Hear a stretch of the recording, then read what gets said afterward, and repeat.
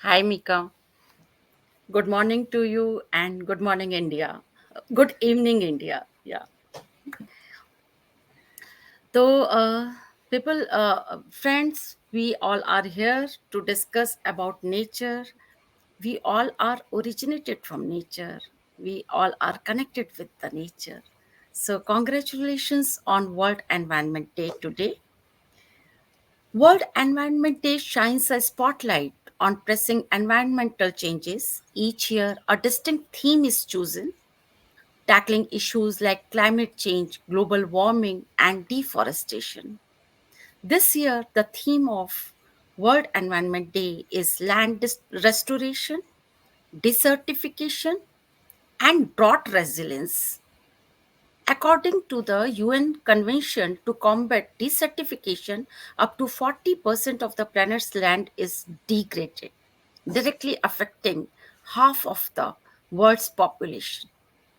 So today we invited Mika Bighin to discuss on all the topics related to the environment. Welcome, Mika. So let's introduce you to the audience.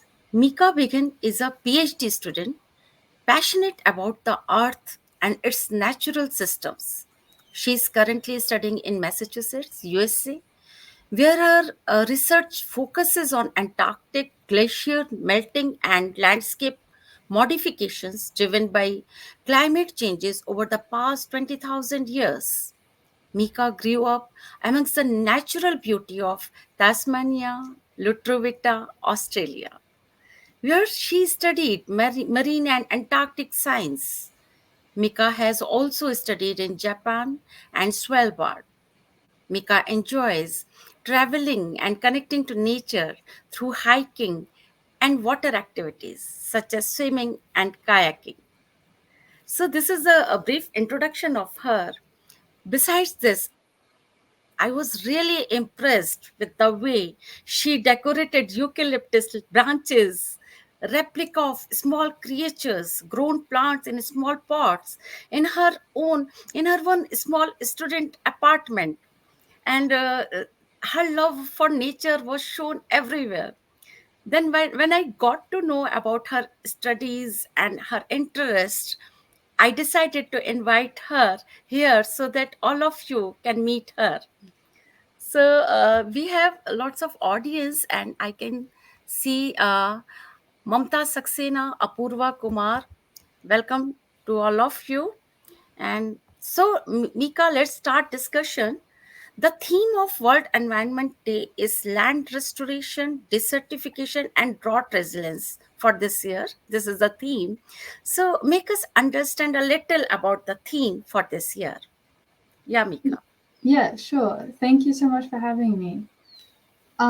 So this year's theme, I'll start with the drought resilience. So under the future climate predictions, areas that are prone to drought are predicted to become under more droughts in the future. So it's really important that we prepare for that and become resilient through things like water conservation in our homes and industries, finding new water sources. For example, a lot of people here in the US use groundwater, but there's technology being developed to take seawater and remove the salt to be able to use that as fresh water. And water management. So for irrigation and farming and agriculture, we can better work together to conserve and use those resources.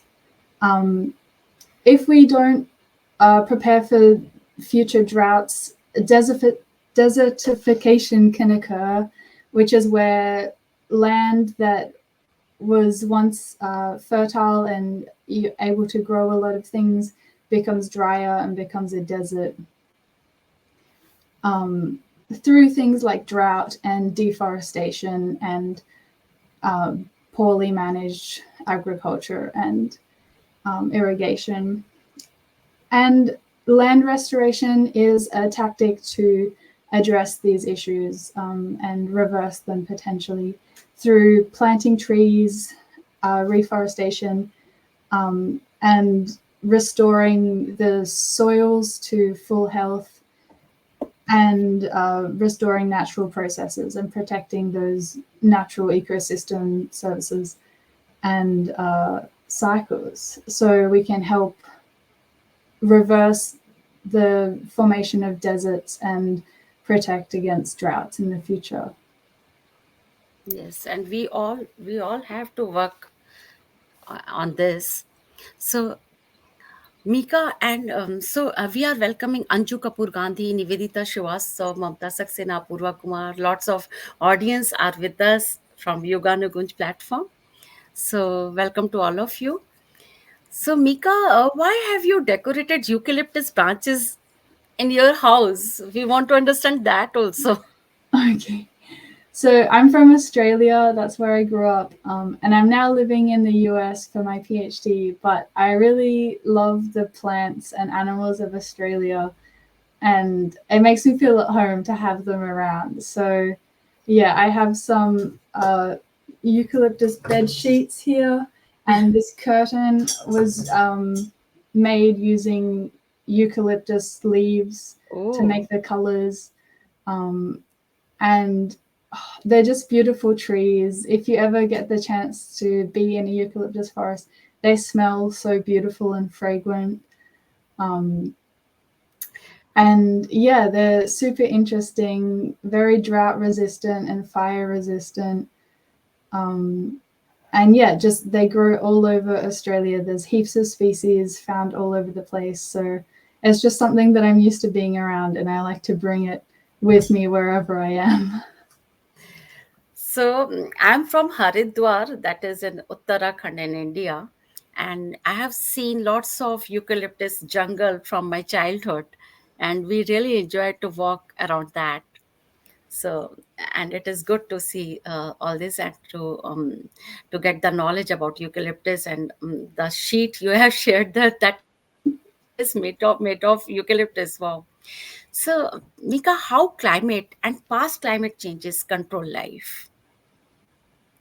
So, if you want to show your slides, you have shared some slides with me. So, if you want to show the slides, so I can show the slides on the screen also Yeah, yeah, to we can answer do this that. question. Yeah. So, okay, just 1 second.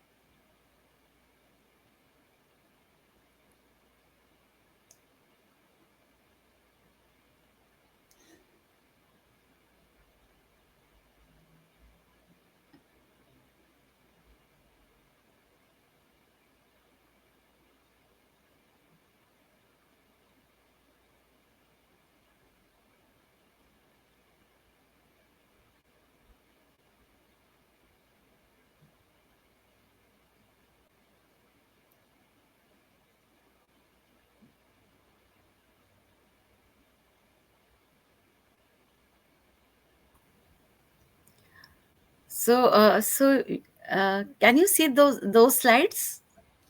Yeah, they were on the screen, and now I just see you. So, what should I do? Should I show the slide?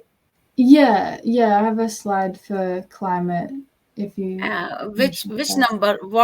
What number of slide I have to show? Slide number 3, For climate, go to slide 13.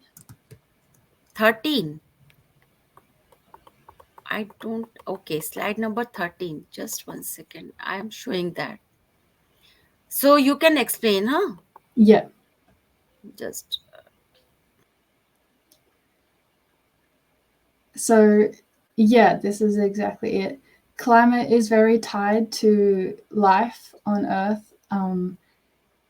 There's been several extinctions in the past, and these are generally linked to rapid changes in climate, which changes the temperature. So up the top, you can see some of the different extinctions. And then in blue is how the temperature has changed. So a lot of these were from either volcanic eruptions or other rapid events that have an effect on climate.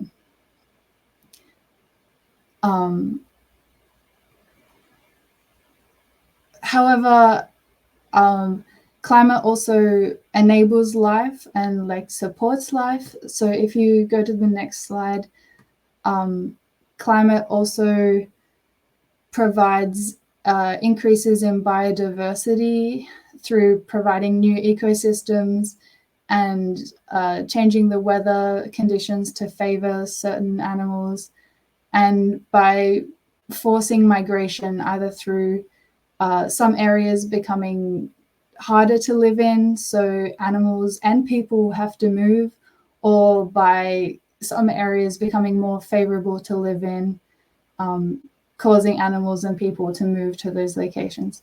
So you can see there's been a range of temperature over the last 66 million years, and over that time we've had, you know, a huge increase in the number of mammals.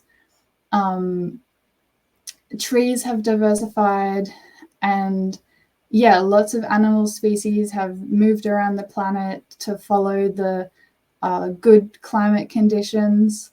And humans are no exception. Human empires have grown in areas where there's good weather for agriculture and then collapsed later when climate changes. And looking to the future, we have another rapid climate change occurring. And so it's likely that many animals will go extinct with this. But we are also trying to research as scientists into how animals will respond and survive. So there'll be a mix of everything. Great. So, Mika, climate change actually it affects to human beings also, to animals also, and migration is also one of the result of climate changes. We all understand this, and so there are comments from audience side also. Nivedita Srivastava is writing, "What a great analysis of climate change and extinctions related to it." And Apurva Kumar is saying, "We all are proud of your sister, Mika, for these great thoughts and ideas about environment and climate." So, quite interesting, Nivedita Srivastava's writing. Thanks to all for joining us and to give good comments. And Mika, the next question is how geology shapes our environment and lives. So, what the slide I have to go for this? What number of the slide? Number 11. 11. Just 1 second. Okay.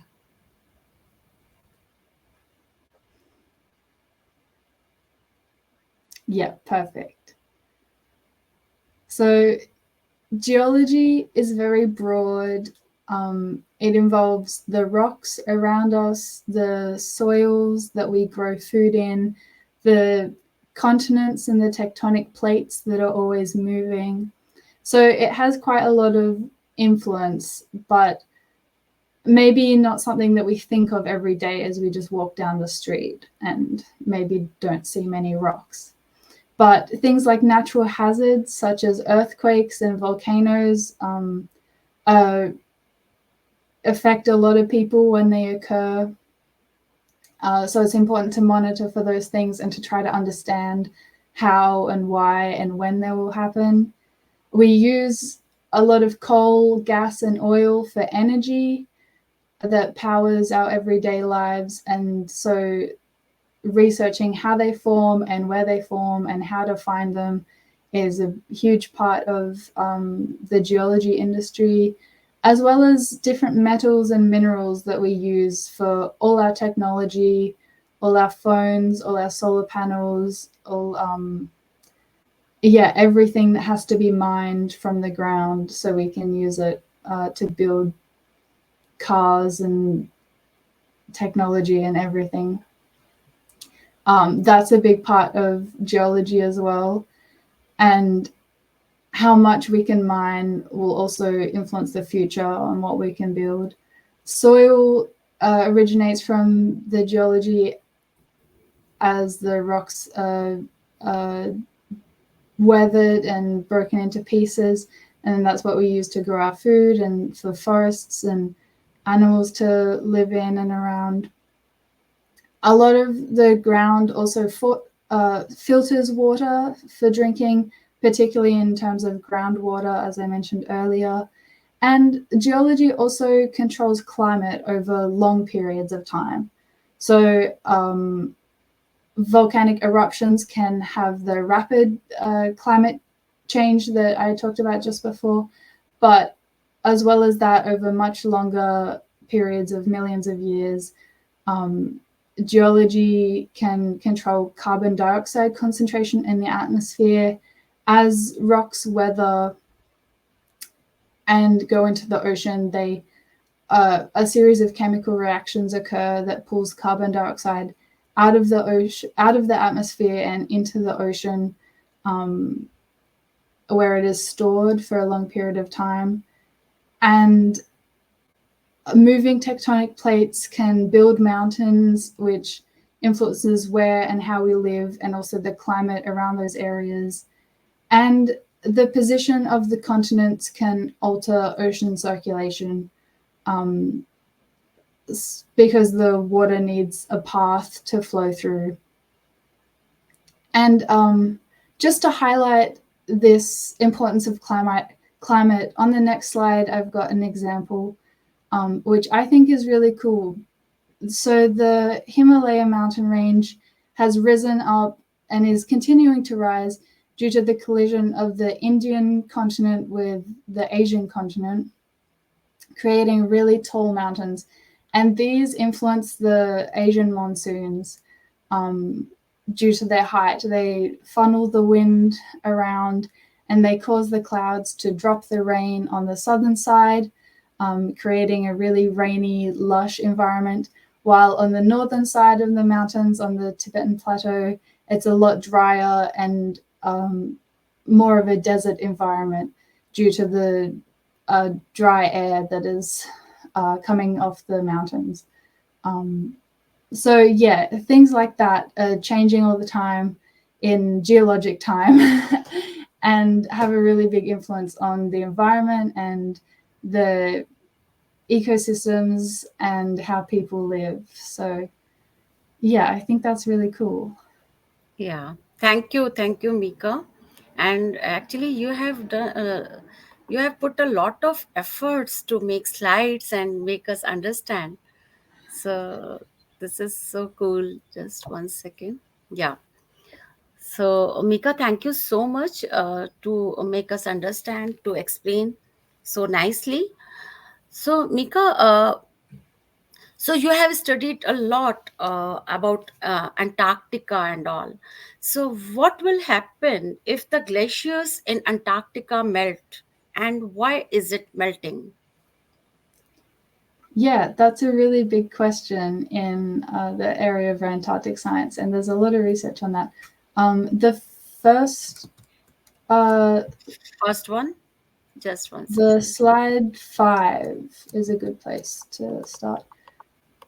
Okay, this one. So yeah, this is Antarctica, and the regions in red are the areas losing the most ice currently. And so you can see it's concentrated on the left-hand side, which is West Antarctica, Okay. and a few other areas along the coast. And to understand why this is, there's a couple of different ways that this happens. So on the next slide, I have some diagrams to help explain. So the first one is the elevation of Antarctica.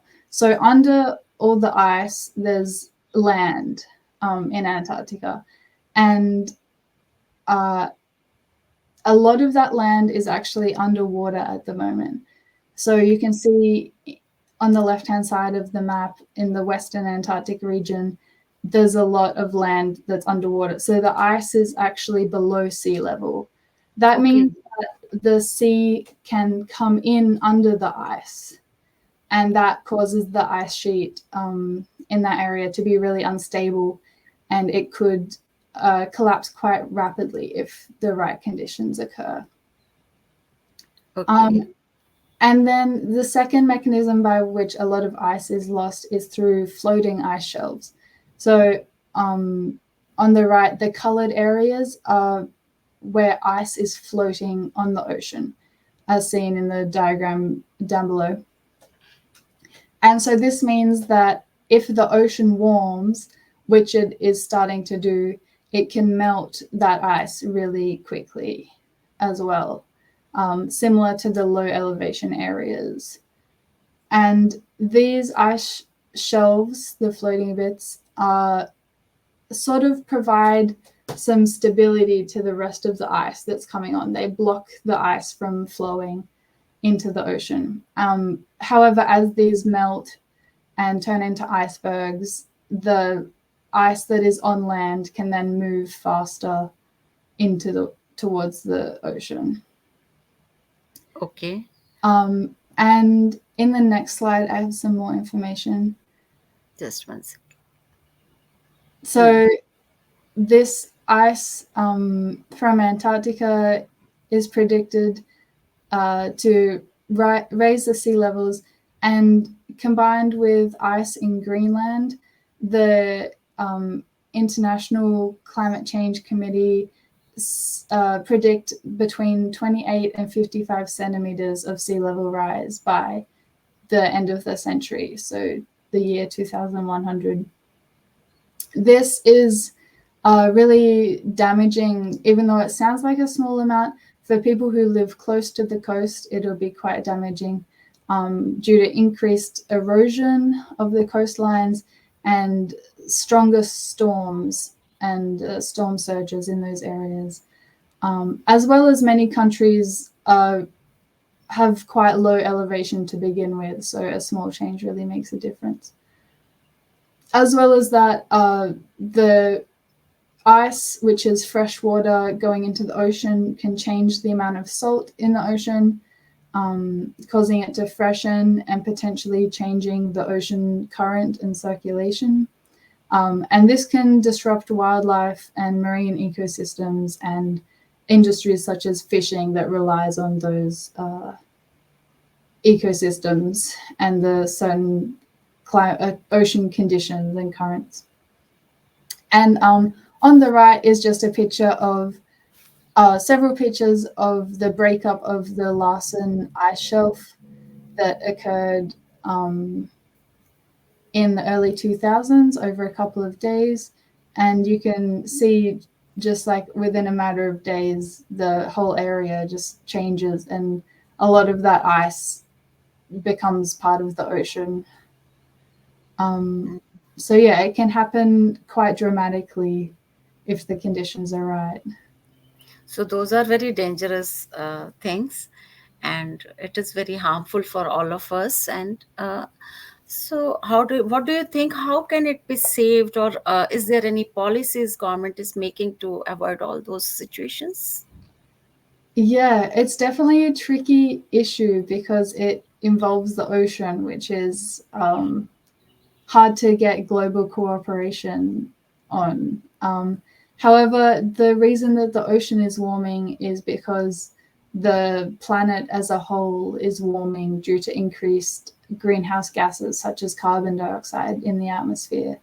So by getting everyone to reduce the amount of carbon dioxide that they're producing and that's in the atmosphere, that would be a really good way, probably the best way to mitigate this as much as possible. Good, Mika. Thank you so much. And actually, a young generation like you, Greta Thunberg, and all around the world are shouting to save all these things. But Yeah, I'm thinking, so they all are trying now, and people are raising their voice. So let's see what the changes can be done. with those things. And so, Mika, what causes landscape changes and what is the effect of it? How do human activities changes the landscape? Yeah, this is a really broad question, but I'll talk about like a certain part of it.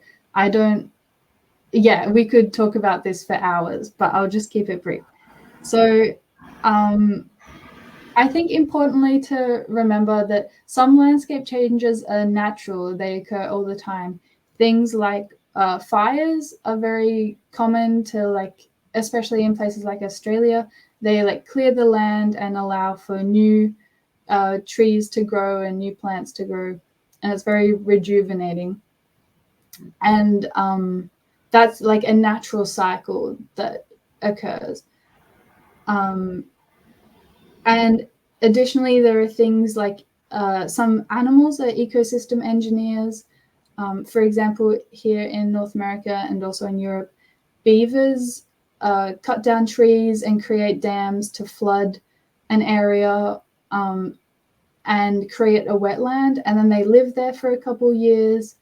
And then once they run out of trees, they move on, and then the water levels go down again, and the soil is now enriched in nutrients from the wetland environment, and it dries up and trees grow again.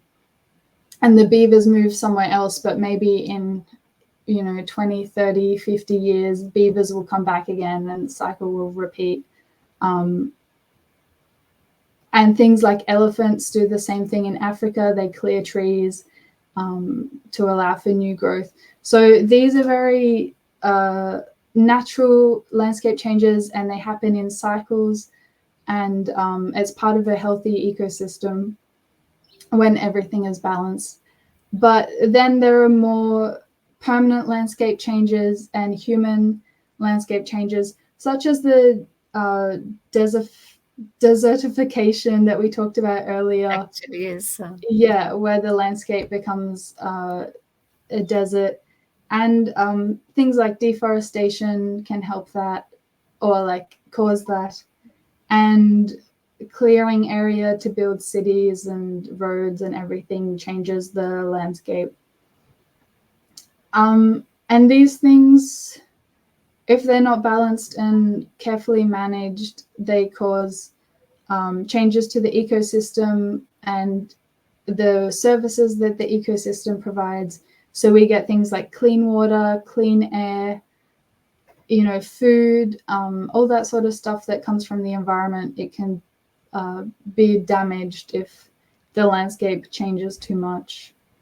And then on the other side of that is land restoration that we talked about earlier at the start, where we try to restore the landscape and make it healthy again. Exactly. So everything is connected. One thing is starting from here and it will be really harmful for another thing. So, yes, Mika. So, we can talk about something about marine biology. So, what challenges is marine biology facing right now? Yeah, I have a slide for this as well. Which number? It is 15. Just 1 second.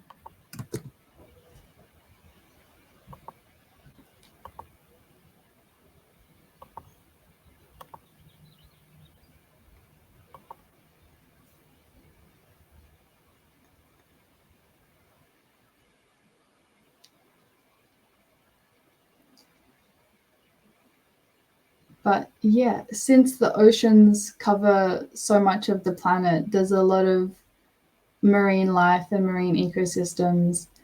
And they also experience different challenges depending on where they are and what sort of life and ecosystems there are. But some of the main ones I listed here include the warming waters, the warming ocean. As I mentioned earlier, with the ice melt, this is also can be bad for different ecosystems. Invasive species, where some animals move to an area where they're not naturally found, and the ecosystem becomes out of balance or can't support these new species. Ocean acidification, which is another result of increased carbon dioxide in the atmosphere. The ocean absorbs the carbon dioxide, and through a series of chemical reactions, it forms an acid, which can be really damaging to things like coral and oysters and things that make shells, as the shells are made of carbonate, and the acid is really good at dissolving carbonate. So it makes it hard for those animals to make their protective shells. Also, overfishing and damaging fishing can really mess with the balance of these ecosystems. And pollution, such as nutrient runoff, like fertilizer from agriculture and farms, and also plastic pollution. They are both big issues because plastic pollution can be eaten by marine life, which is not good for them, and nutrient runoff can cause big blooms of toxic species that aren't good for the environment, just due to the increased amount of nutrients. They just eat it all up and form these really big blooms. And the photos, I've just put two examples of some different marine ecosystems. Up the top is a rocky reef kelp forest ecosystem. So the big seaweed really needs cold water and lots of nutrient and light to grow.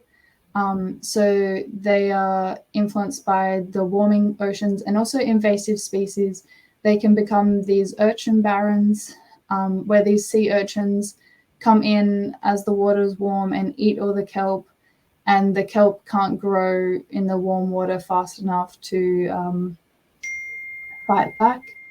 And in the bottom is a coral reef, and these guys are also susceptible to warm waters, and they have these coral bleaching events where there's when there's a heat wave, the little organisms that live within the corals leave their protective coral structures, and the whole area just becomes a white color,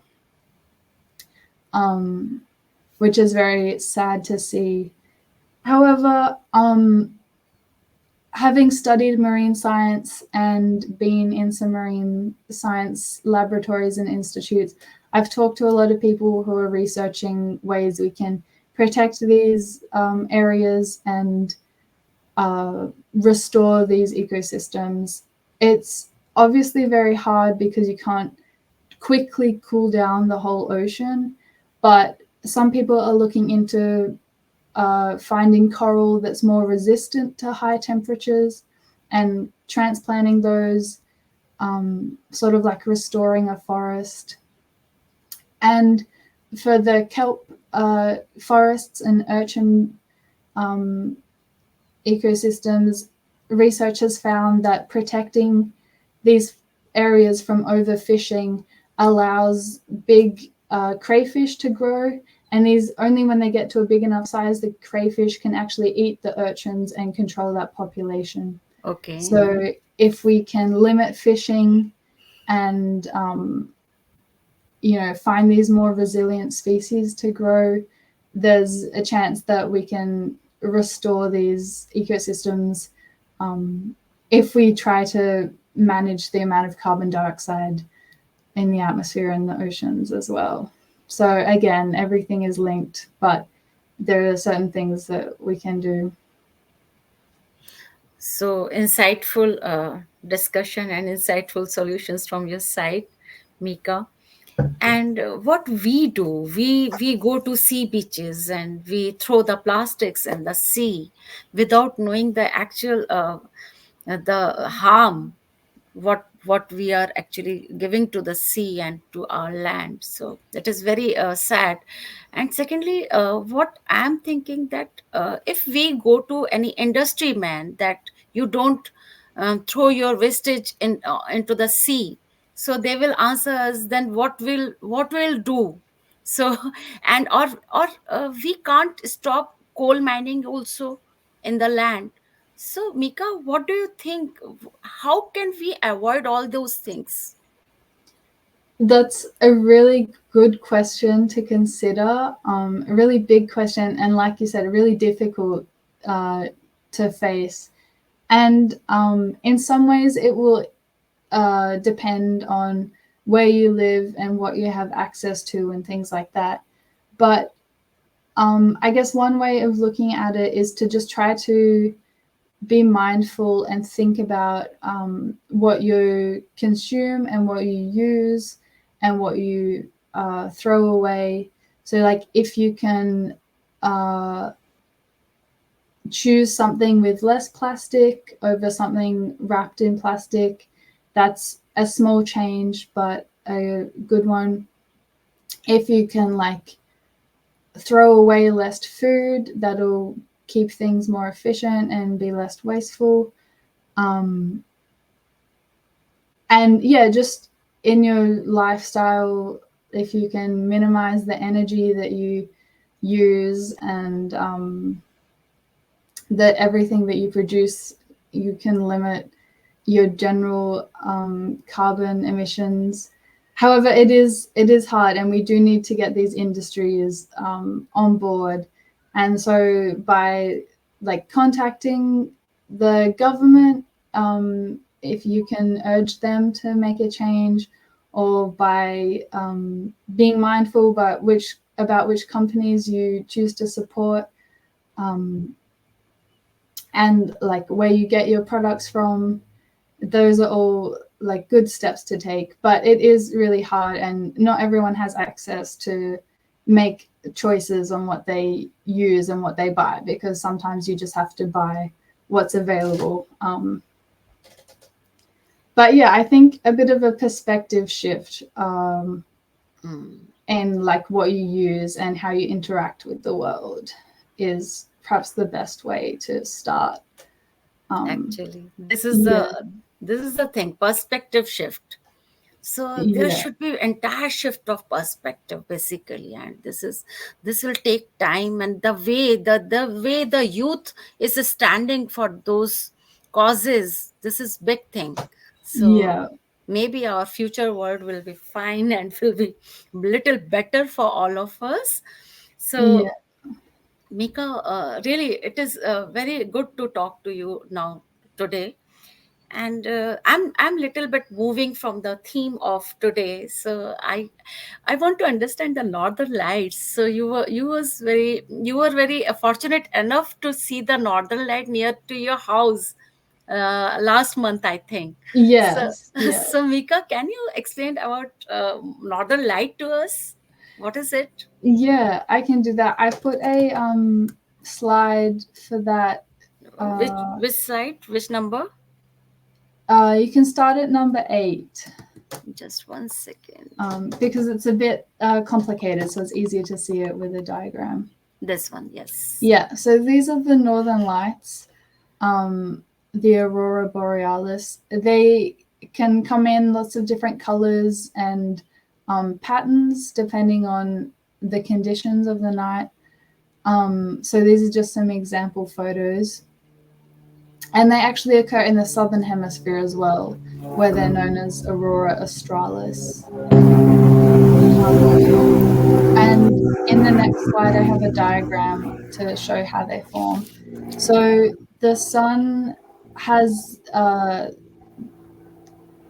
it is always ejecting a lot of energy and particles, especially during a solar flare or a solar storm. This is where a huge amount of energy and particles are ejected from the sun, and they come towards the earth. And the earth has a magnetic field which goes from the north and south poles. That's, like, how the compasses work using magnets. And this magnetic field deflects the energy and the solar winds that come out of these solar flares and storms, and they channel them to the north and south poles of the Earth. And as this energy and all these particles that from the sun, they come into the atmosphere and they interact with gases in the atmosphere. And the different gases produce different colors of light. So that's what controls the colors that you see. And the shape of the magnetic field is what forms sort of like a ring around the North Pole and the South Pole of the lights. Depending on if it's interacting with oxygen or nitrogen or other gases will depend on the color. And the strength of the solar storm will influence how far you can see the lights. So last month there was a really strong storm on the sun, and that's why I was able to see it here from my house, which was really nice. It was And I really took nice. some photos of that if you want to show those. So those are actually gases which Yeah, produce lights. Okay, the high energy particles from the sun interact with gases. great. And are those harmful to us, to human being, or to our nature? Northern Um, lights? No. So thankfully, the magnetic field and the gases high up in the atmosphere protect us. So not a lot of the energy reaches the Earth, and the amount that doesn't really matter.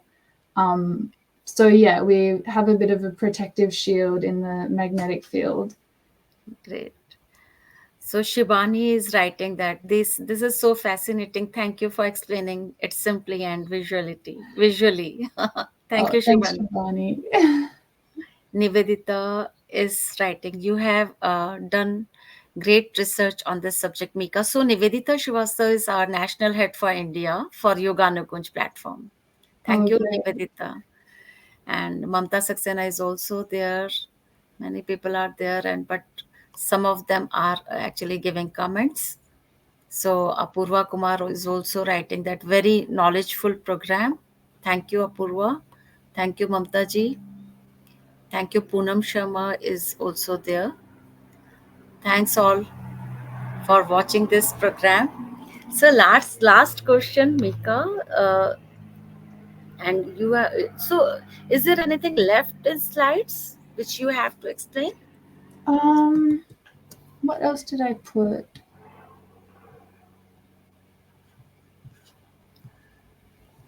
I put a bit about my research. I don't know if you want to talk about that or if Yes, yes, that's yes. interesting. We want to understand that also. But yeah, I put So some slides. which slide we should take for this? Which Um, if you go 16 16? is where it starts. Yeah. So Mika is explaining about her research. Uh, yeah, Mika. Yeah, so this is what my PhD is on. I'm looking at this region of Antarctica that's in the box, known as the dry valleys or the McMurdo dry valleys. And they are called this because they are a polar desert. They're very cold but very dry, very little rainfall and snow, which is really unique for Antarctica. As you can see, most of it's covered by ice. But this is a really special environment. And because it's not covered in ice, we can see a bit more of its history from the geology of the area, and it also has some unique ecosystems. So on the next slide, I have some photos of the landscape. So this is what it looks like in the valleys. This pond in the top right is the saltiest natural body of water on the planet, and it has such high salt concentrations that it doesn't freeze even in winter in this area, which is pretty incredible. So is the water warm? No, it's very cold, It is very but the cold. salt prevents it from freezing. Okay. Yeah, and then on the next slide, I have some of the life that lives in the desert in the McMurdo Dry Valleys. Okay. So these guys live in the soils and in the rivers and in the lakes. A few different types of things. The tardigrade or water bear, they're really cute. They can survive really extreme conditions, so they're really fascinating. Nematodes are like a type of worm. Spirulina is cyanobacteria, so it's a type of animal that photosynthesizes. And yeah, super interesting, super beautiful shapes. And in the bottom right, that is Blood Falls. It's a waterfall coming out of the glacier in the dry valleys, and it's stained red because of the iron that's in the rocks below the glacier where the water comes from. So yeah, super interesting place. Lots of just really interesting, weird things happening. And because of this, it's specially protected and managed. So you need permission to go to some of these areas and to collect these animals. But I'm looking at the ecosystems or the past climate in which the ecosystems which these guys live and where they would have formed. So, for example, I think on the next slide I have another map. This is an image of one of the lakes in the dry valleys and a map of the dry valleys. And it's been suggested that these lakes were a lot bigger, up to hundreds of meters bigger, sometime in the last 20,000 years.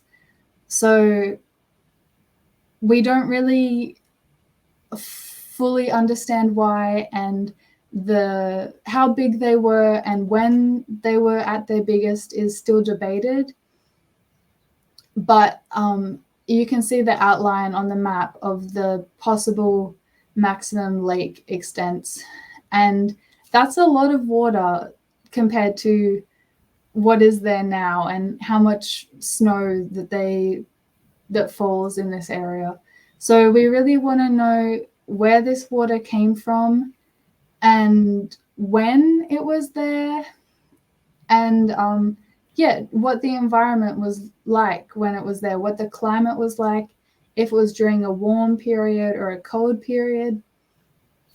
So there's a lot of questions, and that's what I am going to be working on. And to do that, I have to get some samples from Antarctica, which is very exciting. And I put some photos of what the field work looks like on the next slide.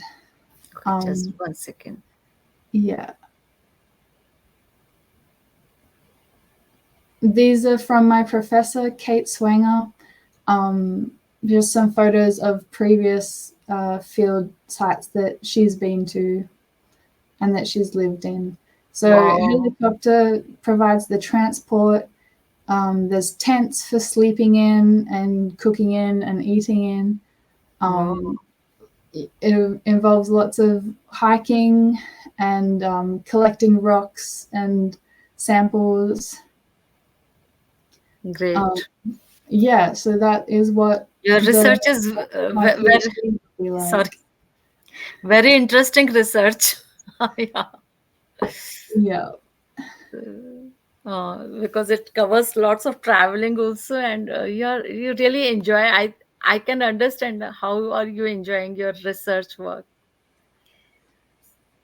So, Mika, so there are lots of surprises hiding in our nature. So I have seen this red color river in past also, but I did not understand why is it. So today you are telling us that it is because of iron. Yeah, yeah, So it is good to know. So frequently we should discuss people like you with the people like you, all these those things, to get the more knowledge about the nature and environment. So it is really good. So now I'm coming to the very basic thing, and this is the last question of this program. So how can a normal human being contribute to the environment in his or her surroundings? Because we say government should do this, government has to change their policies and all. So but what is the duty of a normal human being? What can a normal human being can do a little bit for this? yeah. Um, a really nice question, and again, very dependent on where you live. But I think the first step that I would recommend is to just go into the environment and look around and get to know it, and really sort of just spend time there and learn about it, because I don't think you can fully appreciate what you don't really know. So that could be like lots of different ways. Like I like hiking, and going to national parks and going kayaking and that sort of stuff, and swimming. But it could also just be like sitting in a park and watching the birds, and or like planting a vegetable garden if you have space for that, and that sort of thing. So yeah, first of all, just like find out about the environment, just like appreciate it. And then once you sort of know it, then you can have some passion for protecting it, or you can like identify what you're interested in or what you're interested in doing and what needs to be done.